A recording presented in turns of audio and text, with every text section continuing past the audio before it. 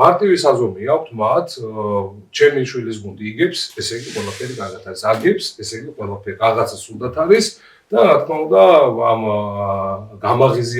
ამის გამომწვევ მიზეზებს მარტივია რომ იპოვოს სხვაგან. ნუ ეს ადამიანის ესეთი თვისება აქვს, ანუ ისთვის მოყავთ ბავშვზე რაგბი, ანუ თავარი ღირებულებები რაც აქვს რომ მოგებაწაგების ამბავი ცოტა სხვანაირად გადაიწიოს და თუმცა მოგებაწაგებასაც თავის დრო აქვს და მოთამაშე ძელვადიან განვითარების გეგმაში რა ეტაპზეა მისი შვილი ესო კარგად დავანახოთ. რა გამოწვევებიც არის და ჩვენ რას ვაკეთებთ ამ შემთხვევაში მწვრთნელები, კლუბები, გასაგები იქნება და იმ საზომით გაზომავენ.